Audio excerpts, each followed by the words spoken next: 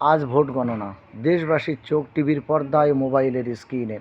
জনগণের চিন্তার শেষ নেই, শাসনভার কার হাতে যায়। প্রত্যেক দলেরই কনফিডেন্স আমরাই জিতব।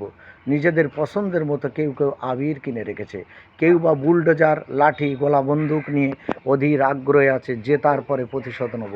কেউ বলছে বদলা নয়, বদল চাই। কেউ বলছে পাল্টানো দরকার বিজেপি সরকার। মনে রাখবেন, আপনার প্রতিশোধ এতটা কঠিন যেন না হয় কারো মায়ের কোল খালি হয়, কারো স্ত্রী বিধবা হয়, বা কারো সন্তান যেন পিতৃহারা না হয়। এ পৃথিবীতে বড় বড় ক্ষমতাধর ব্যক্তি তারা এসেছিল, তারা আবারও চলে গেছে।